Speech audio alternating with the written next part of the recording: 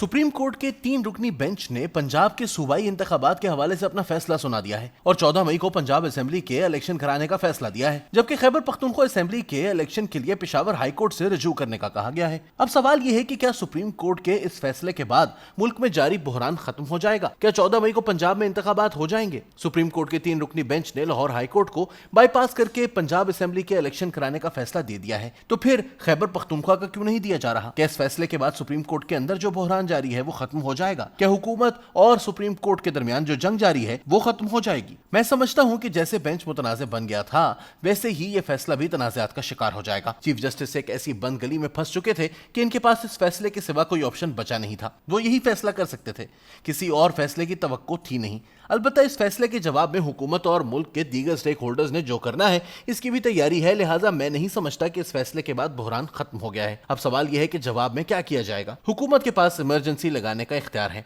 Emergency लगाकर इंतखाबात फिर मुलतवी किए जा सकते हैं। पार्लियामान 6 माह के लिए मुआशी इमरजेंसी लगा सकती है। इसके बाद मुल्क में बहरान मजीद बढ़ेगा, इसलिए यह फैसला बहरान खत्म करने के बायस नहीं होगा बल्कि बहरान में इजाफे का बायस होगा।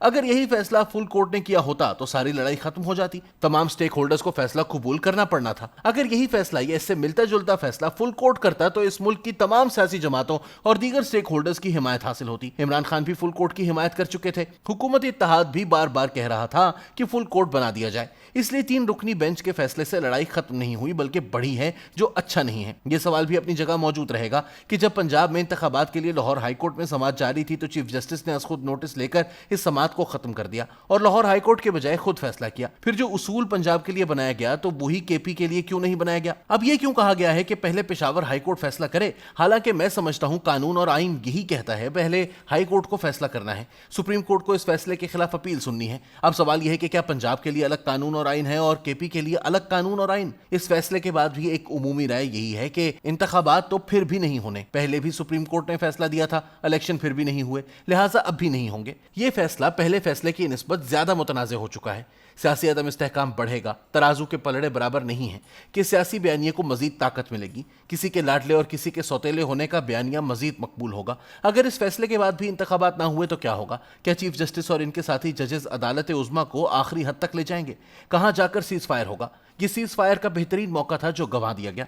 मैं समझता हूं इस फैसले से इंतखाबात अक्टूबर से भी आगे चले गए हैं। अगर सुप्रीम कोर्ट अक्टूबर में इलेक्शन कराने के लिए हुकूमत से अंडरटेकिंग ले लेती तो एक इत्तफाक राय पैदा हो सकता था। यह सवाल जरूर है कि आइन में इसकी कितनी गुंजाइश है, लेकिन क्या अब तक जो हो रहा है वो आइन के मुताबिक है? इंतखाबात 90 दिन से आगे जा चुके हैं, फिर सुओ मोटो भी आइन के मुताबिक था कि नहीं, यह सवाल भी उठाया जा रहा है। लाहौर हाई कोर्ट में समाअत के दौरान सुओ मोटो कैसे लिया जा सकता है? इमरान खान इस फैसले को अपनी फतह करार दे रहे हैं, लेकिन यही फतह अगर फुल कोर्ट से आती तो बेहतर था। इस फैसले के बाद जस्टिस काजी फायजीसा के फैसले के खिलाफ लार्जर बेंच बनाकर इसे खत्म किया गया। अब यह सवाल तो होगा कि पीडीएम के लिए तो लार्जर बेंच नहीं बन सकता, लेकिन जस्टिस काजी फायजीसा के फैसले को खत्म करने के लिए लार्जर बेंच एक दिन में बन गया। फिर इस बेंच पर भी बात होगी, क्यों सीनियर जजेस इस बेंच में नहीं थे? क्यों यह बेंच जूनियर जजेस और हम ख्याल जजेस को लेकर बनाया गया? ये सवाल भी होगा कि सुओ मोटो के फैसले के खिलाफ लार्जर बेंच कैसे बन गया? इस पर तो सिर्फ नजरसानी हो सकती है और वो भी जस्टिस काजी फायजीसा ने ही सुननी थी। क्या ये सब रजिस्ट्रार को बचाने के लिए किया गया? क्या लार्जर बेंच का कयाम ये नहीं बता रहा कि रजिस्ट्रार का सर्कुलर गैर कानूनी था? इस बारे में जस्टिस काजी फायजीसा का मौकफ दुरुस्त साबित हो नहीं गया। जब सर्कुलर गैर कानूनी था तो फिर इसकी सजा भी होनी चाहिए। क्यों जारी हुआ, कैसे जारी हुआ? यह फैसला हुकूमत के लिए कोई सरप्राइज नहीं है, बल्कि इससे भी सख्त फैसले की तवक्को की जा रही थी।